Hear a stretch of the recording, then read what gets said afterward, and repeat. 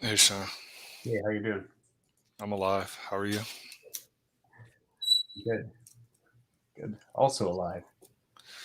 That's good to hear. Alive and healthy for the most part. Yep. Still pounding Uh, away on your project, huh? I am. I am. I mean, I know I've been saying it for like a year, but like I keep getting closer and closer. And yeah, because I keep getting closer and closer, and I make little tweaks that, believe it or not, regardless of how horrible the UI or UX is, it gets tweaked just a little bit better until I could uh, find some money to pay a professional to do some mock-ups so I can implement it. Because I mean, I can implement something that looks good. I just don't know how to create something that looks good. You know, I'll go ahead and share. Mm,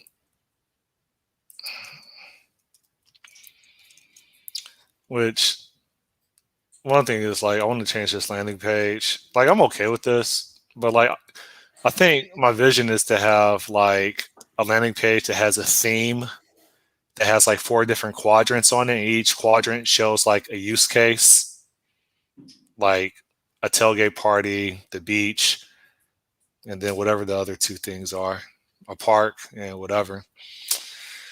Um, I just don't know what that look. I just don't know how to do that myself. All right, but anyway, Mm-hmm. so Courier subscribes. Let me turn this thing down. Courier subscribes. I order my faithful Denny's with the Oreo shake,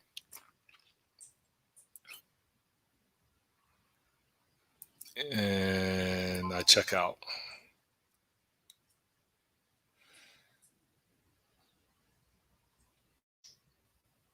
I thought I hit next. Okay, so then I say order.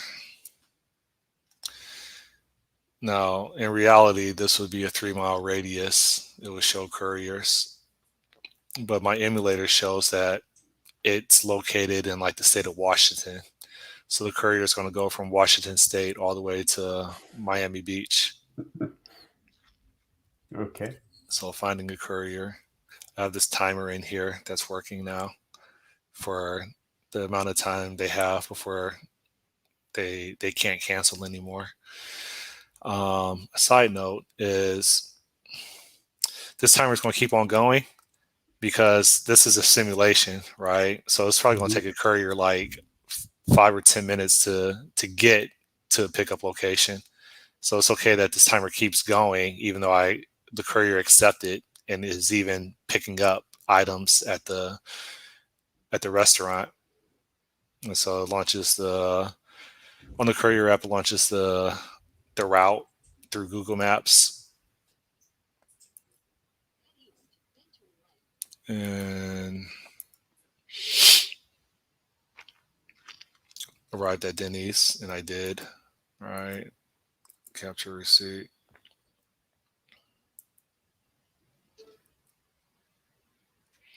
hit done, and it returns back to the route to bring it to the customer.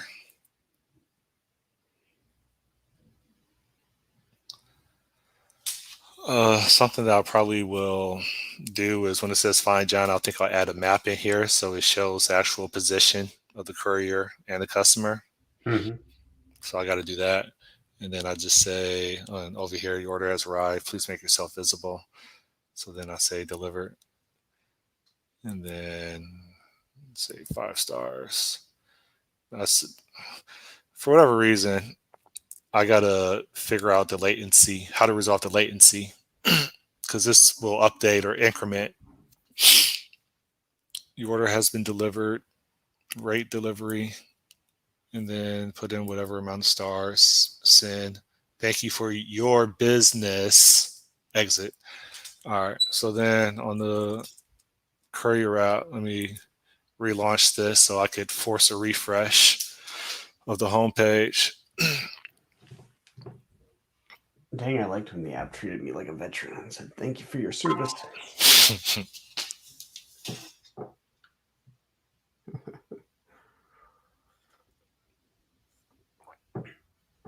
Hey, it looks like it's coming together.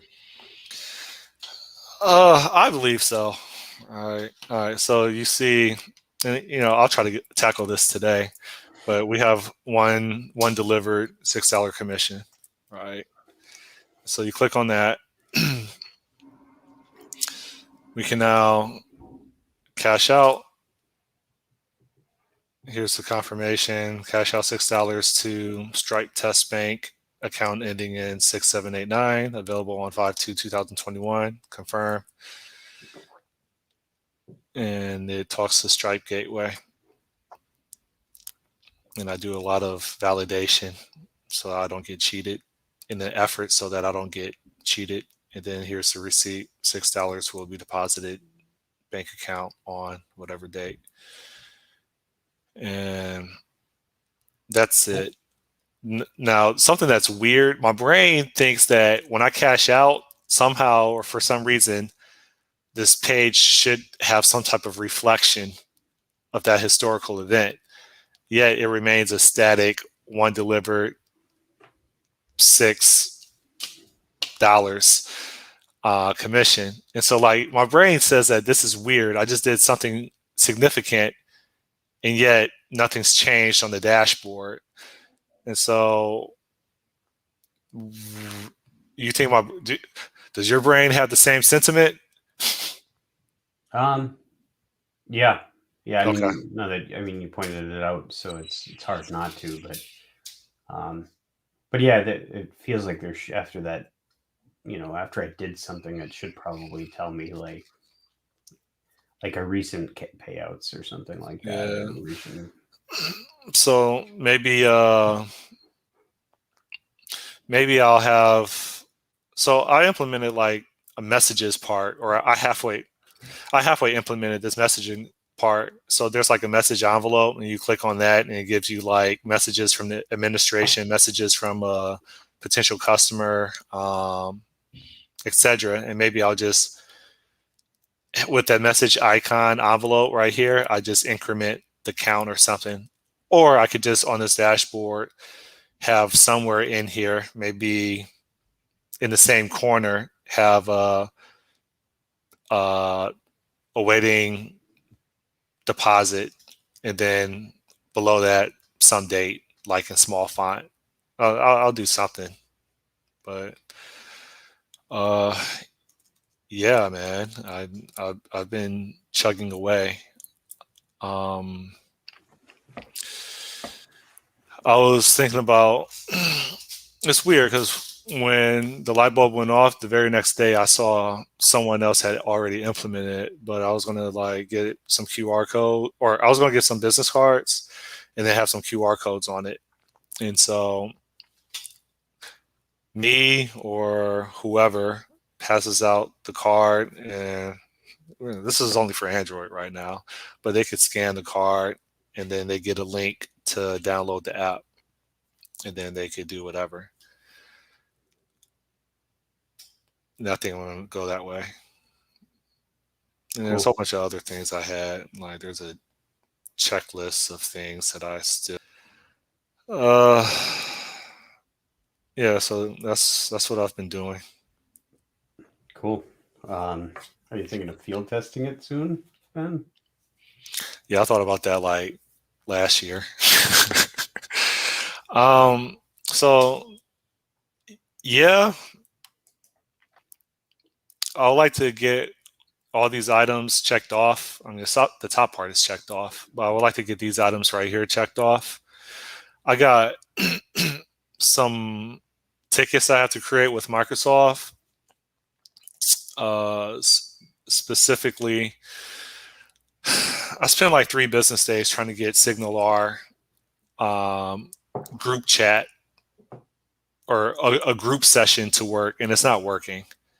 And even though I posted a bounty on Stack Overflow, no one has. I mean, everybody's ignoring me, so I feel like I have to create a Microsoft ticket for that. And so the whole SignalR thing is real time tracking, real time location tracking, so that they can actually find each other Hmm. um, on the actual map, right? Like the integrated map, not the Google Maps that's external for the courier to do their route, but the actual like when the courier arrives on the actual app itself, when he's trying to find the customer, then they can actually like find each other because they both have the real time tracking map embedded for the final stage of delivery. And then the other one is I have to submit a Microsoft ticket because, well, for this one right here. So whenever I disable Azure Service Bus topics, I get a canceled exception every single time. And apparently, I'm the only person in the whole wide world that this is still happening to. And so, like, right now, it's being tracked on GitHub, but I feel like I should probably formally submit a ticket so I can finally get this resolved. Meaning that I spin up these topics dynamically, and each topic represents relevant notifications given the stage of order fulfillment. Yeah. Um, and so some things just don't need to still exist anymore. So after a courier accepts a delivery, then I should probably disable the topics of, you know, courier accepted, right? Because they already accepted. So why would they get notified? And plus, that would probably help with security and some other things. And I feel like there's one last thing that's missing that I can't think of off the top of my head. That's I think another ticket, but I just can't remember it. Hmm. Does Uh, the SignalR thing work locally? It just doesn't work when you put it in the cloud, or I actually thought I was sharing my screen at the time.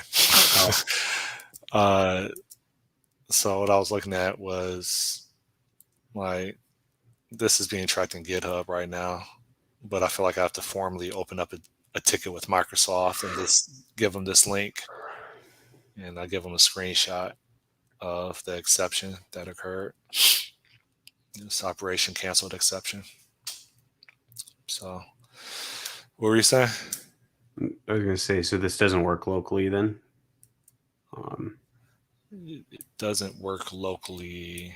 like the SignalR thing, like it. The SignalR thing works, only it works, but it doesn't work for a session of invitees. Is invitees a word? Yeah, Um, sure. it doesn't work for a session, or it doesn't work for a party of users. So what that means is I could have two, three, 10 orders going on simultaneously, right? And the way that it's currently working is those customers or those couriers will see the location of other customers and the location of other couriers that have nothing to do with that particular order. So that's what I mean. Like the there's like a group Hmm. feature that's analogous to like a chat room for sending messages back and forth, and it's not working. It hangs my app. But I could, if I don't have group and I just have it just open, then it works fine. But I need it to be constrained to a session for the party that matters and not everybody else that has completely separate orders in which they're now observing all the stuff that they shouldn't be seeing. So it needs to be constrained to parties, hence the courier and the customer, and not all couriers and all customers sharing the same session. That's essentially what's happening right now. You'll have to write that part in Elixir. It'll work. Okay. It's you got a microservice architecture, right? You can do this however you want. Yeah. So then the other part is reach out to maybe a couple of my past employers that are government contractors and see if they're interested. I'll probably field test it first, see if they're interested in purchasing this dispatch slash order fulfillment system. Hmm. Um, because I mean, they don't have it, and I know that there's hella contracts posted by different government agencies that have either order fulfillment or some dispatch or both. And so if I could get that off for like maybe 250,000, and then provide support and make sure that it's still my intellectual property, but I'm giving them rights to do whatever they want with it as long as they don't compete with me. They can have the government space, but the thing is, build all this, have it field tested, and then try to figure out as many monetization models as possible. One of which is selling to government contractors that I've worked with before, which they'll buy it. The question is how much, right? Um, Do they just just buy software randomly, or well, they'll buy the code base and either have me or have someone else critique it to whatever spec requirement that the agency needs for whatever they're asking for, okay? right? And Hmm. so it doesn't make sense for them to have a dedicated team. So you take that dedicated team of, let's say, like 5 people, and then we assume that the average salary for those 5 people is $130,000, right? And we assume that based on the learning curve, lack of experience, it's going to take approximately like 16 months to roll that out. That's way, way, way, like I can't do the math in my head, but I know that's way over. That's significantly over $1 million, right? And so, um, plus QA, right? So we're not Yeah. talking about just development, but QA, management, like No, I all get that all stuff that. Yeah. required. Yeah. So like, so this to Yeah. them for like 250,000, 300,000. Hopefully make a couple sales to different agencies. I'll maybe charge them another like $1,000 a month for retention, or for a retainer fee for them to keep me around to do certain things or provide do advisory or whatever.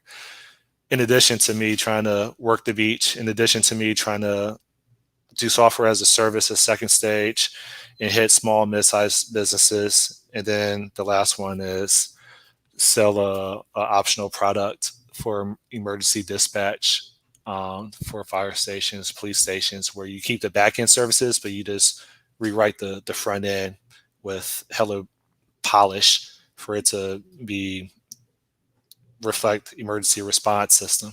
So I Hmm. have a lot of things in my head in regards to the vision. Cool. Yeah, a lot of things. Uh, But yeah, um, if you're confident that thing will sell to the government, though, I mean, that might be a pretty lucrative way to do it. But well, I'm confident that the the software as a service part is useful, especially if it's been field tested. So if I could prove that it's been in production and I'm averaging like, I don't know, minimum like 10 customers a day or 10 order fulfillments a day, and like the bugs have in general been like rooted out, like someone's going to buy it. The question is how much, what's the most they're willing to pay? yeah, for sure. And does it put them in a position where they can now bid on projects that they normally couldn't bid on right now just because they didn't have the expertise or the domain knowledge in regards to implementation details? Yeah, so And now it's it part puts of them an in, asset suite then that they leverage or lean on in different ways. No, I I, get I, it. I guess it's kind of an informal acquisition. Yeah, cool. So thoughts, tell me what's highly unlikely. I have no idea what's highly unlikely. Well, when it comes to the government, I mean, there's crazier things. So, um, if you look at like, you ever watch the movie War Dogs? Yeah, I saw it. Yeah, It was based out of Miami. there's crazier things, right? So, I believe that the government will spend money on anything, for anything, whether they need it or not. So, um, that might be an actual decent avenue if you know people that are in that space and they their business and how they do, and you know even if they just buy software to sit on the shelf just so that they have it. Um, that's pretty cool. I heard a Uh, story of the what's the agency at the airport that does TSA. security? I heard a rumor that TSA spent like $1 million on a random number generator. Oh, probably. Let me see. Um, I'm going to try to find it. but one thing that I think, just general advice I've heard that I'll just reflect is that you should probably focus on something though. If you're going to pursue that path, try to pursue it. If you're going to go whole hog on being the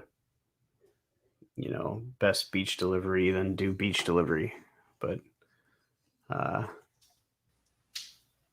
I'd keep the focus on something, at least for like a period of time, and then if it's not working, then pivot.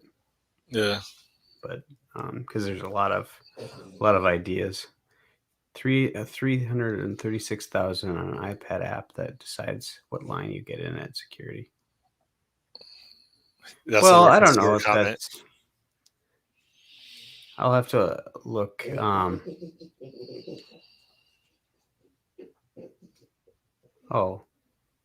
Oh, it's literally a random question.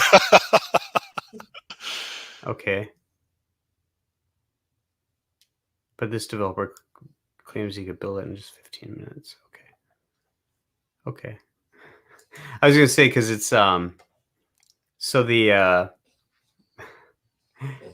like queuing problems are not trivial. Like that is something that I could imagine a queuing problem gets solved for $300,000.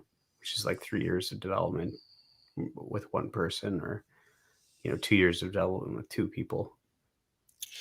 But or 1 year of development with 3 or 4. But What is anyways, going the on? but yeah, it's queuing problems are non-trivial. But if this is literally like there's 1 through 5, and it's like you're in line 1. Okay. I didn't read through it, but Although there's better schemes for that too, because if you're looking at just being non-discriminatory, random is bad because then you have queuing problems with random. Like you could skew one way or the other. It'd be better to just 1, 2, 3, 4, 5 and just do a round robin. Like, yeah, but then that's predictive. yeah, That's not random. but why And would you so want it random though? you don't want it to It's be random based on when you arrive, though. you don't want it to be predictive if you agree that that is predictive if you do round robin, Yeah, because then people will figure out how to game the system that are up to nefarious acts. but that wasn't the point. Is what I thought I read. I thought it was so that they would. What did they say? So it's non-discriminatory process. Oh, for it's harder for terrorists to detect any patterns. I see. Well, I they say got it. terrorists, but I'm sure that more it's probably even between terrorists and traffickers, or should I say smugglers. Yeah, I suppose if the app was to maintain, predictive lines or whatever, so that it knows, like, and I don't know if it could somehow, like, if it tracked check-ins and stuff like that, or something where the queuing was part of it. If it included queuing to make sure that the queues don't get too long, then I think it's worth it. If it's not, then yeah, then it's totally just probably like an airing of grievances thing for Rand Paul on Festivus. So Yeah. I don't know if you've ever seen that. Like Rand Paul will put out a airing of grievances on Festivus of all the like stuff that the government spent on that sounds ridiculous. Um, No, yeah, it's like a document he puts out. Uh, Festivus. Do you know what Festivus is? nope. This is like a made up holiday from Seinfeld. Festivus for the rest of us. It's and there's I don't know. Anyways, they make up I think it's a made up holiday. I don't know if I've actually seen the episode, to be honest, um, but one of the features of it is the airing of grievances, and so that you air grievances. Anyways, but yeah, so that's around Christmas time. Um, but Senator Rand Paul from Kentucky, he puts out a an airing of grievances. He'll list out stuff like shrimp treadmills, and you know, we spent $500,000 on trying to figure out why people dyed their hair blue or something. Hmm. And I'm sure people don't even look at it. I'm sure Congress doesn't even look at it. Oh, Congress doesn't. Well, probably some of the people do, but let's see if So, I can find a link to one of his so things. But yeah, but anyways, I think from seeing stuff like that, like yeah, I'd believe the government would pretty much buy anything.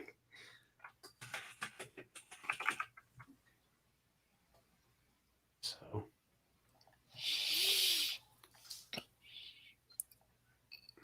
yeah, oh no, I'm curious how close I'll be 30 days from now.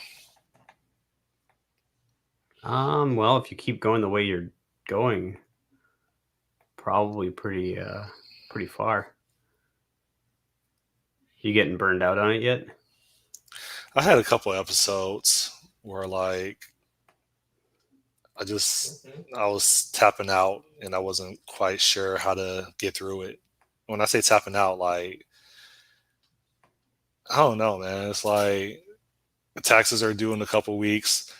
I don't understand why the news keeps on saying that the stock market is blazing hot because I've lost so much money and I continue to lose money every single day. So it's like a lot of things start getting to me.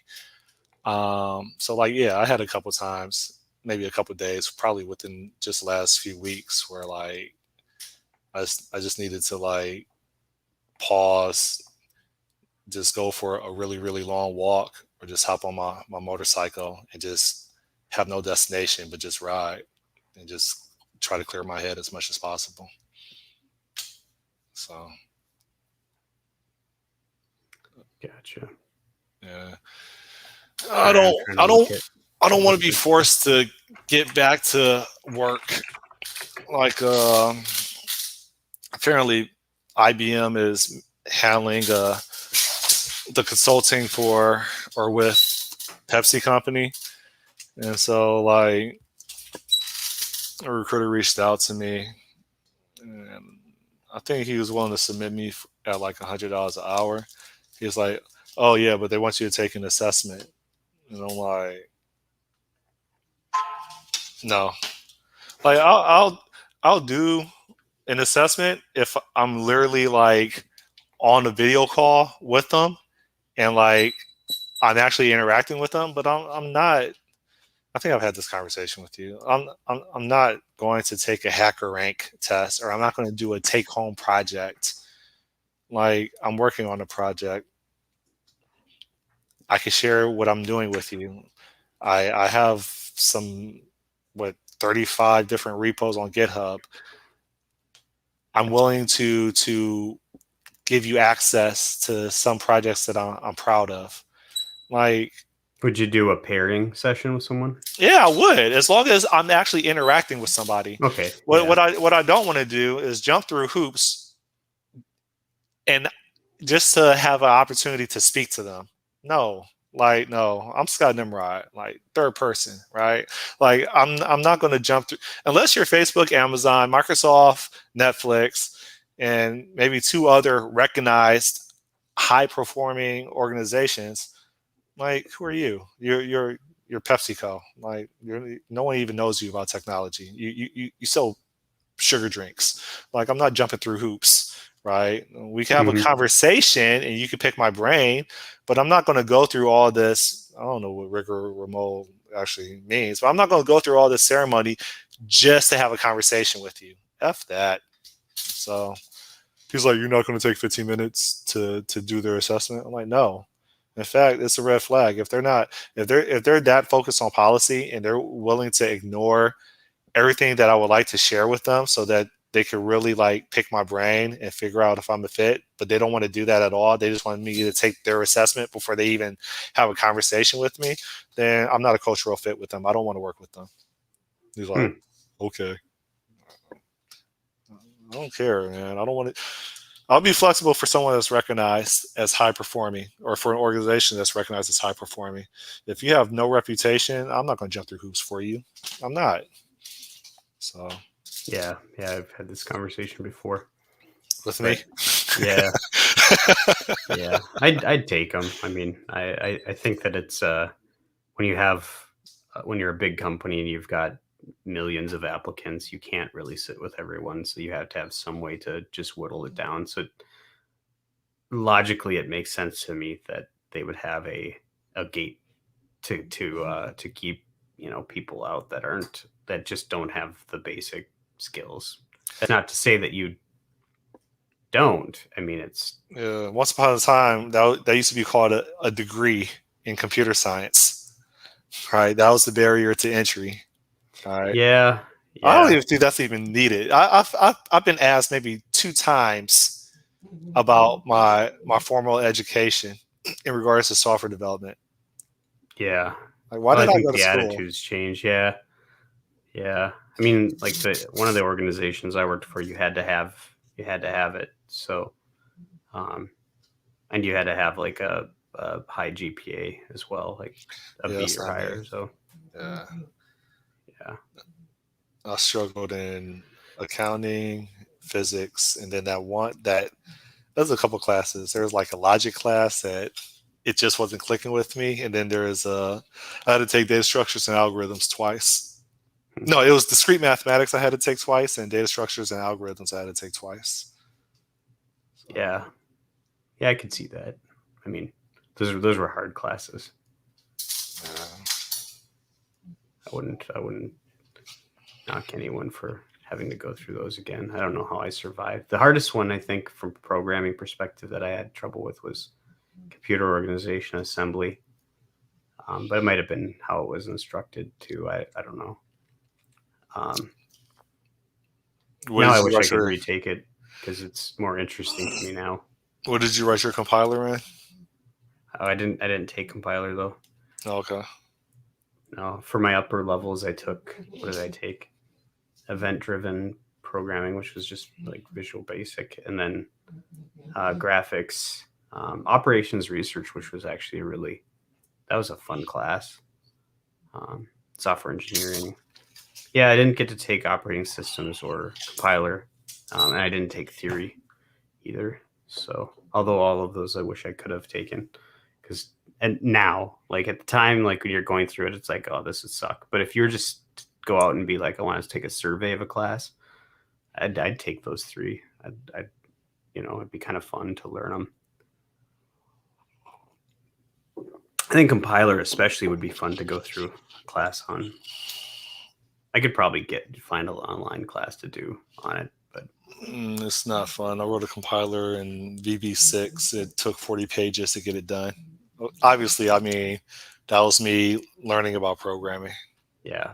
But it teaches you like all about the components of the language. Plus, you usually have like a cool output, like, oh, here's this language I wrote. It's called you know Nimrod script or something like that or whatever. I think there is a programming language called Nimrod. There is. There's You probably programming. There's so you many can programming Wikipedia it. languages. I was gonna try to put together a programming language based on job postings. Um, you could pretty much turn anything that has structure into a language if you try hard enough. I got an email. Well, I looked at an email this morning. They were looking for a Azure architect, and they're like $70 to $75 an hour. Like, and then, like they were serious about posting it, man. Like, I don't know. I'm starting to get frustrated with how saturated this market is and how the value of someone that probably takes 10 to 15 years to get to certain levels depreciated. So what I thought that tech was going to be a good field to get into, and it is, but I feel like it's depreciating like crazy. Like it's the salary or the compensation requirements or the compensation for a tech worker like is like depreciating. What is going up? I don't think it's depreciate. Well, yeah, it is. I think you're right. I think what's happening though is that it's getting capped. Like the Cap? value is capped, and then it's just been capped at the same price for kind of a or around the same price. It's only going up with the like inflation levels. So Is it being capped or is it just being saturated? So now it's in the United States, it's the Indian economy. I'm sorry, global economy, and as a result, the the price reflects that. no, I think it's just capped. I don't think the like You like my looking at sarcasm? yeah. I mean, so I don't know what from the contracting space though. It might be different, but from the FTE space and what I've looked at for jobs and going around, it's for what a senior can pick up. I mean, it's good. It's a good wage. It's really good What's good? compared to other stuff. But No, when but you put in the time to get to that level, like no, like it's I don't know. Maybe I'm discussing first world problems. Obviously, I am, but like on is it really orders of magnitude with a maybe a doctor, yes, but is it really orders of magnitude what like a lawyer does that we don't do, especially if we're continuously learning and we're pounding 7 days a week, going to conferences. Like, why are people that are? I understand that there's bad lawyers.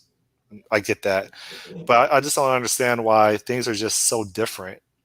How come they're not being saturated? Well, I know why, because it's regulated and there's something called the bar, and for hospitals, it's something called the board or something yeah, similar. yeah. There's governing bodies. There's risk associated with it. There's costs associated with it. You have to go to school for like 8 years or whatever to get into it. So it's yeah. There's obviously barriers to entry there that keep the prices high. Um, I think plus the medical industry in general and the law industry probably are you know just going to go up over time. But if I could start over and I actually had like book smarts, like I think I have common sense, but like if I had book smarts, if I could start over, I think I'd be a lawyer, man.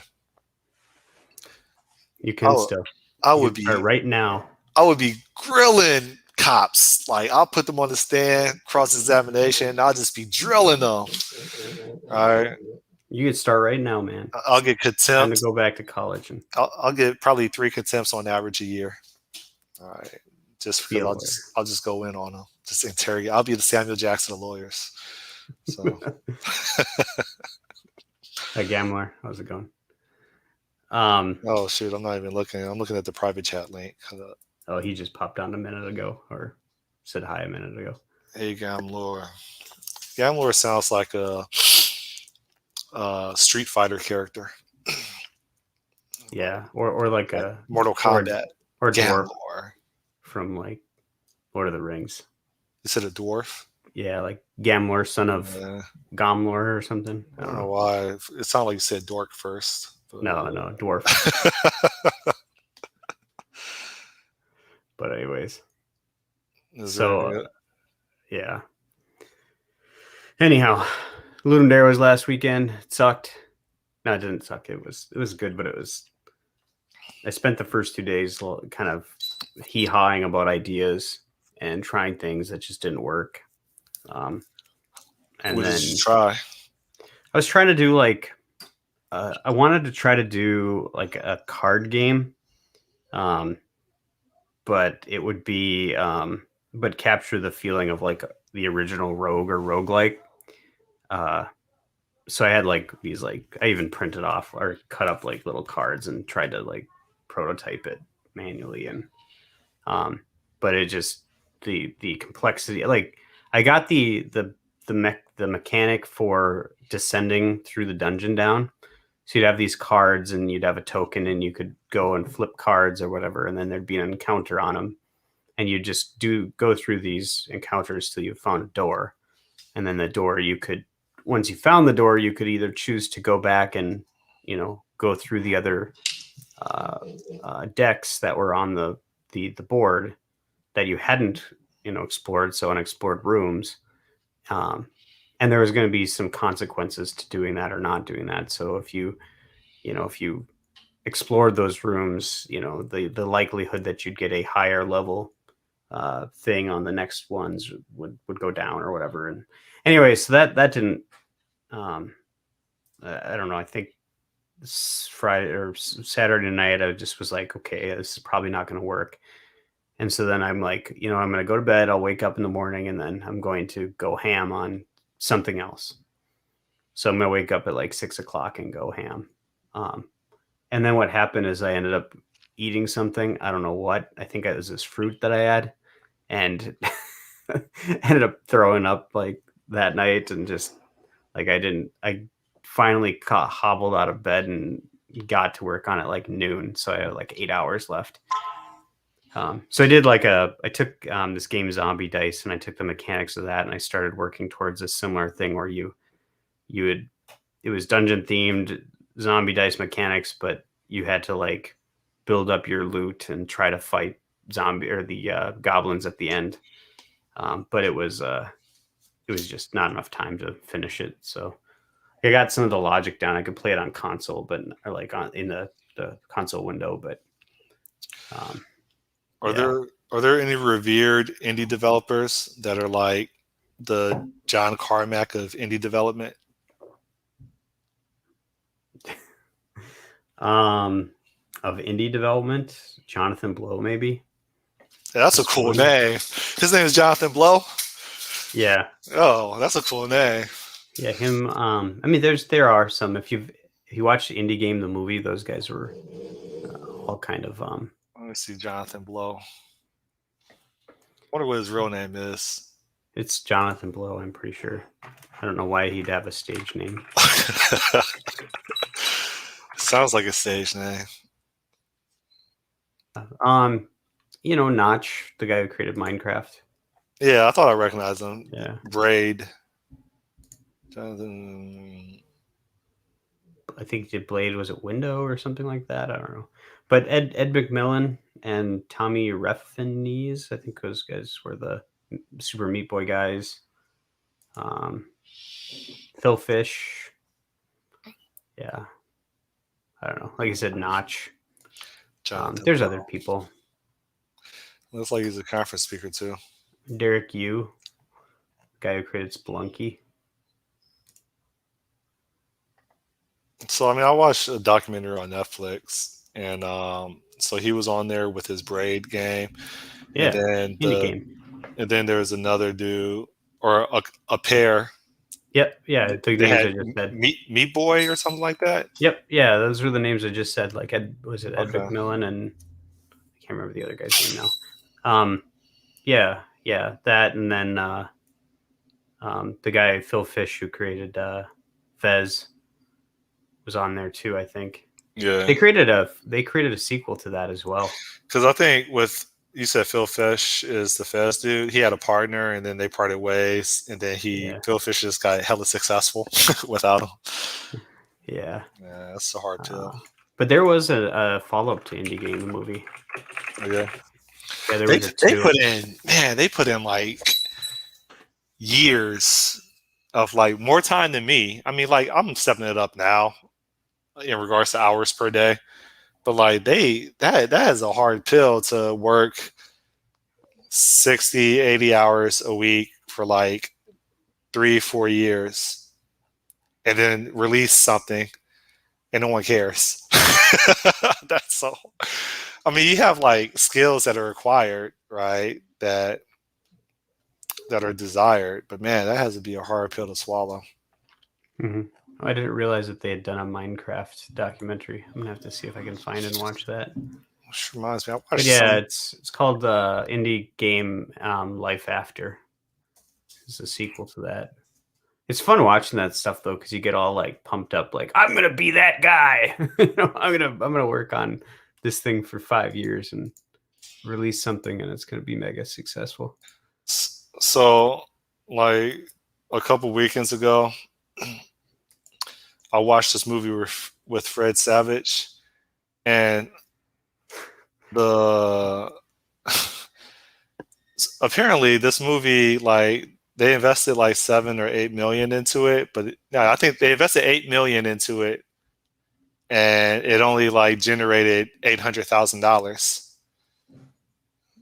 It had That's Fred pretty Savage bad in it. return. Do you know what movie that is? No, I don't. I don't know many Fred Savage movies other than he was in Princess Bride, and yeah, I forgot you have an IMDb page too. Oh, Little Monsters. That's right. Ugh. I saw that movie, and I'm like, I guess it has a cult following or something. I don't know. It was weird to look at. I mean, you could tell it was an '80s movie, but Painfully blunt. That's that's right. And you played who again? I don't even know. Oh, I've it like doesn't even have it in. a, a black. What is it? I played a street activist. That's right. Uh, and that probably has to be the You worst played Dr. Walker. documentary ever. I like how almost everyone else's self, who they play, is like Jennifer and well, no, Dan Clark, self, Greg Gutfield. That was Greg Gutfield. No, Dan Clark is a programmer too. He writes firmware for a living, or he used to. Dan Clark did. Yep, he's the one that got me the role. I worked with him in Cleveland.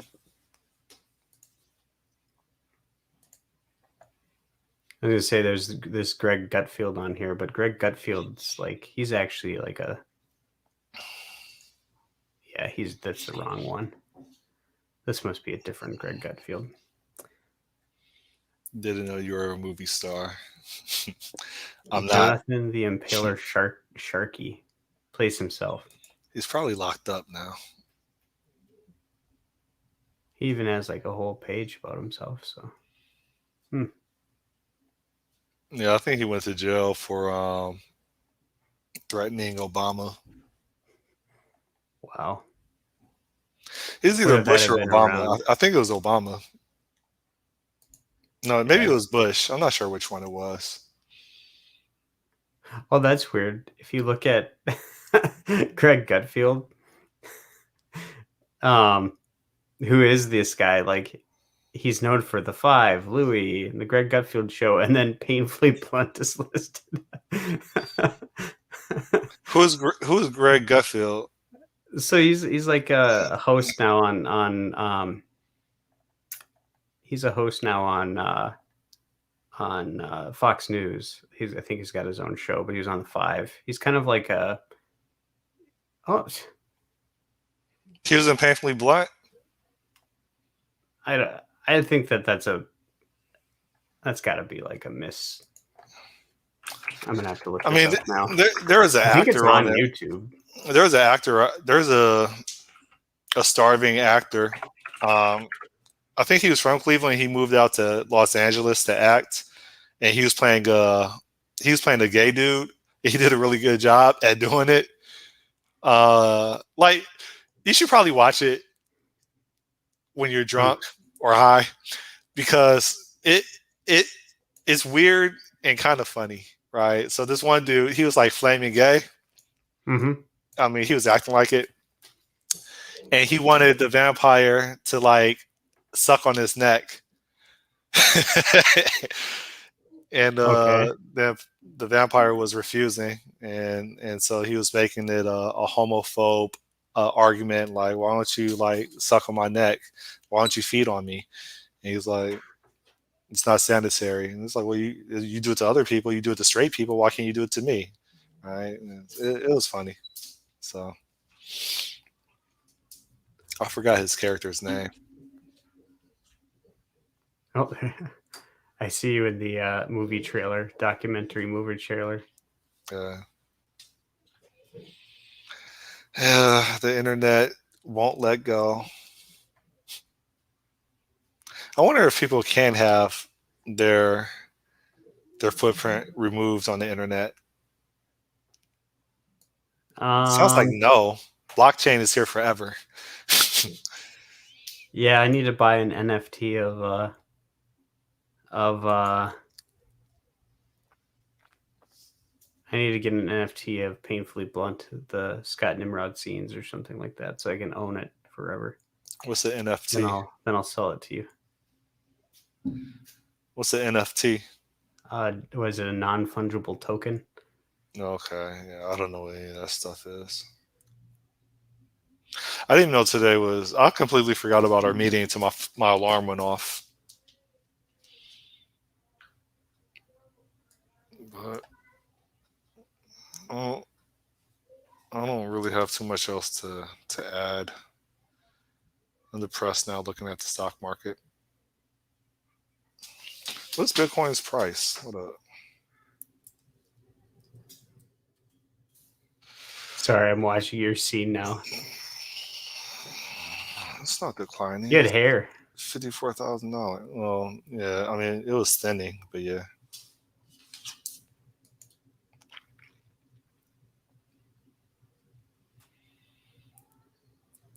Yeah, what was it, like 2006? This is 2014. No. Well, it was released on 2014. This cut was. That was a nice scarf you wore.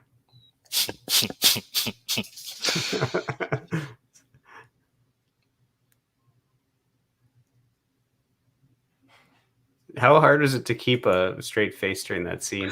It was hard.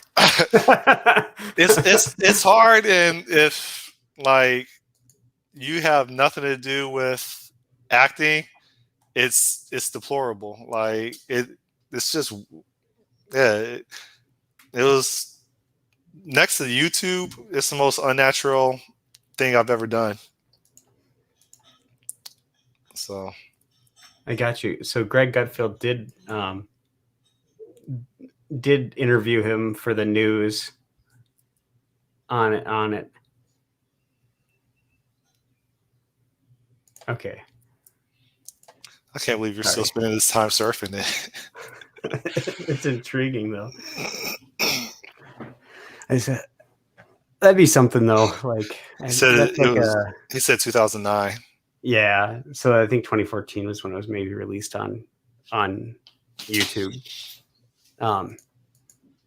That's got to be like a bucket list thing for me though, is to get on a movie credit, get an IMDb credit. Well, it's a little known fact or trivia about me. I was on a vampire documentary. Yeah, that's what I'd start with. Yeah, they'll put Hi, that on. I'm Scott Nimrod. You might know me from the mockumentary Painfully about a blunt. vampire. Yeah, they'll put that on my obituary, unfortunately. So Yeah, it'll put it on a tombstone. Here lies Scott Nimrod, former actor and played Dr. Walker on Impaler, Painfully Blunt. the tombstone's still a thing. Do people still get buried? Yeah, people still do. I'm not going to though. I I'm feel like cremated. there's no more space. Or do they just recycle people's graves? No, there's plenty of space. Like there's so much space. You could just pick there's so much space to bury people. We I had this just don't think that conversation there's before. Like, how is it profitable? people keep dying. No, but how is it profitable? We had this conversation before. Does someone pay? Is there a leasing agreement with a grave that's paid every single year? I don't think it is. No, I think it's like a one-time fee. So it's kind of like paying a one-time fee for a piece of software that you have to maintain. It's like not sustainable, except for the fact that people keep dying and wanting in. So Yeah, but I just don't think that business model is actually profitable. it's It's the only industry where people are literally dying to get in. So yeah. I mean, you pay a one-time fee, and then there's the expectation that it won't be disturbed probably for the next like 100 years. Like, how is that profitable? yeah, I don't think it is profitable. I'm guessing that most of them run off of nonprofit, or if it is profitable, I bet it's that, so you pay, like, let's just say you pay, well, you can pay for really expensive, like it's like buying a piece of real estate that you own indefinitely with the, cemetery, whatever. But let's just say you pay $50,000 for a plot. Not saying that that's what it costs, but I'm saying No, that's it's what. not. But in some like really high end places, there, it might be that or more. I mean, like, I Um, think about the but cartels and how they have their like, is it called a mausoleum? They have like some of them are like $500,000 like monuments in the name of like some cartel leader or yeah, something. but let's just say somebody pays. Let's just say somebody pays like $10,000 for a plot, and you have 10 people die a month. You could pay someone to maintain the grounds for, because that's all that really needs to happen is them to dig the hole and maintain the grounds. You know, No, mow it. that it needs to be disrupted because it doesn't make sense that someone pays, and I don't even think it's 10,000. Like, if I could guess, and I guess different cemeteries are different, right? If I could guess, an average cemetery that a normal person would bury their loved one in, if I could guess, it would probably be like no more than like $2,500 For a for plot. for the plot, and we're not talking about the casket and all the other stuff, right? And so, like, yeah, I should get a cemetery, and I'll just start charging them like an annual fee, and if they don't pay up, then dig up the grave, send them a final notice, and show them the grave that's dug up.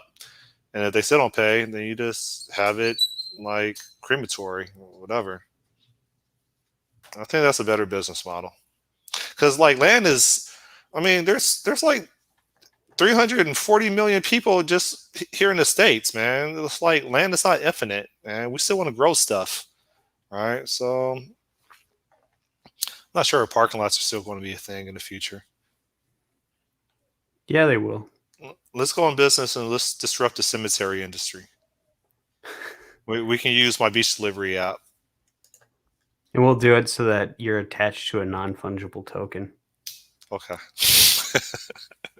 NFTs are one of the uses of cryptocurrencies. So Ethereum or whatever. Um, that's actually giving value to it. Although people are kind of like, it's funny how you can watch the hee haw about crypto, because on the one hand, people love it. And on the other hand, people are like, it's so bad for the environment. But it's so much better than fiat and it's making me a ton of money. But it's so much bad for and there's like, you know, you can see that there's a schism in people when they talk about crypto, because it is considerably bad for the for the environment if you believe that we're Yeah. at Well, risk. so I owned in 2014 118 bitcoins. Yeah,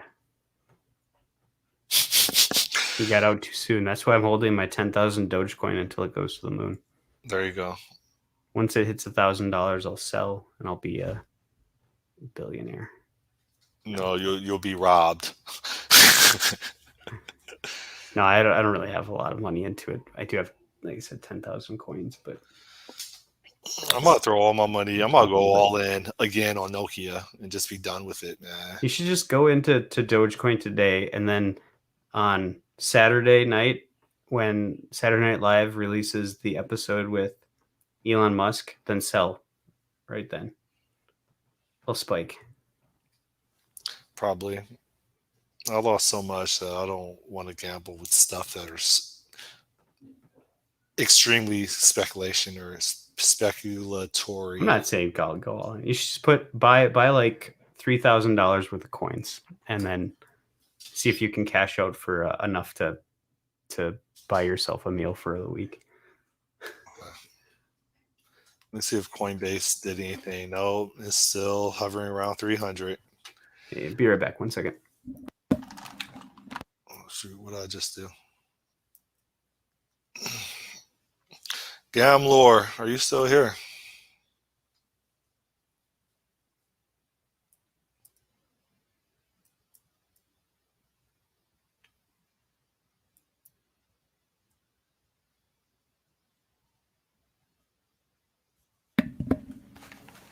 All right.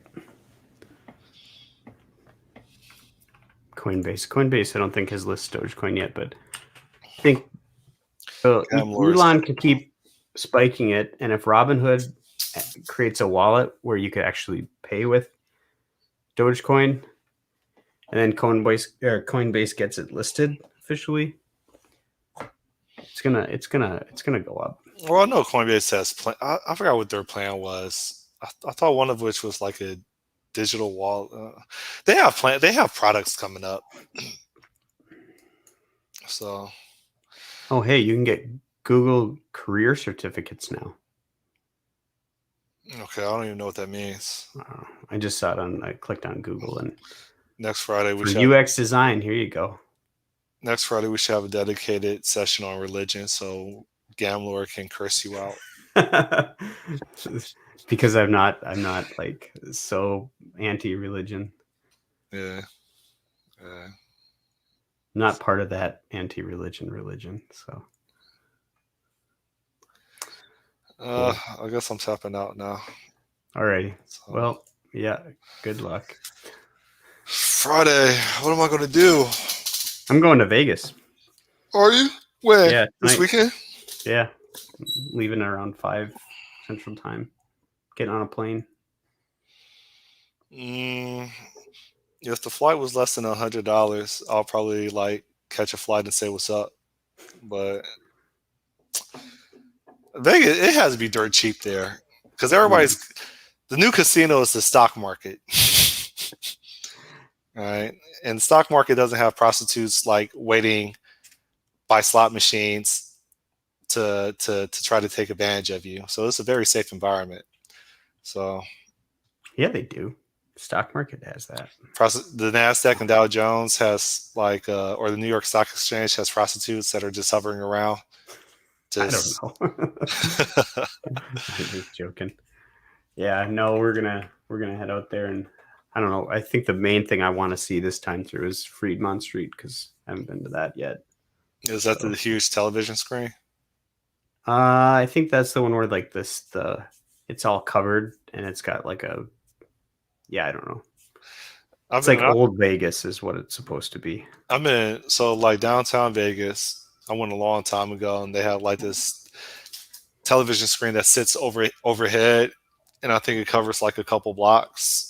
And so they have shows, I thought, like every half an hour. Yeah, that must be what it is. Fremont Street Experience. Yeah, because I stayed at the Golden Nugget was the hotel that I stayed at, and it was downtown. Yep. Yeah, that's it. That's the area that I wanted to go to. We haven't been there yet. So we're staying at the Luxor, though. So we'll just catch a ride over there one of the days. Are you going to see a Britney Spears show? No, I don't think we're hitting up any shows. We're just going to hit up attractions.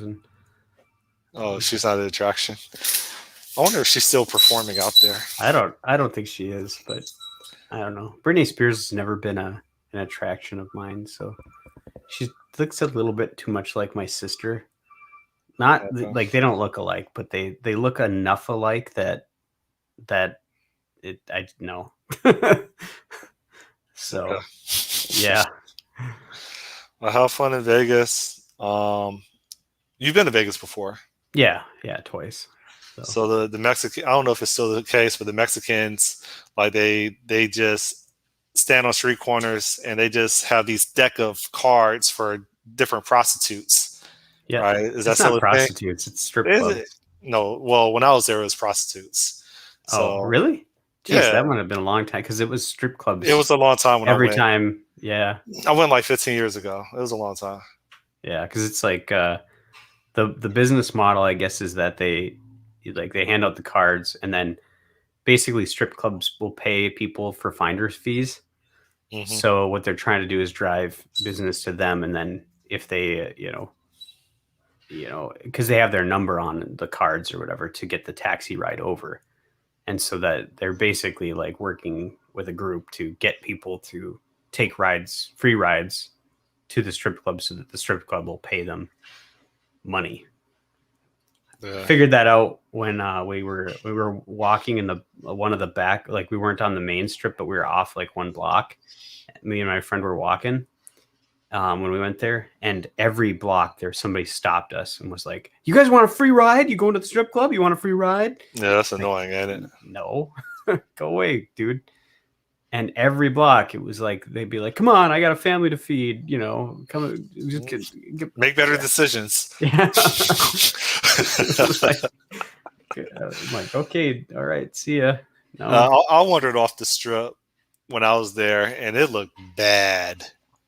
It looked bad. Like I didn't feel like it didn't feel like East Cleveland. Like I didn't feel like I was gonna get, I don't know, shot to death. But like the people just looked down and out. They looked like they weathered a whole bunch of hurricanes. Like it looked bad. And I'm like, I'm not attracted to Vegas, man. I'm not. I wonder what the Chinese version of Vegas is. I'd like to check that out. But actually, I think it's in. They have a strip that's kind of similar to Vegas in what do you call the dark skinned Asian people? It's not Laos. It's not Filipino. What Cambodia? I think Cambodia. They have a lot of Chinese investment, and so they have like their own like type of Vegas attraction. I'll go there. So cool. All right. Well, it's been real. Yep. Gambler, take care. See ya. See ya. Bye. All right. Bye. I'm out. See ya.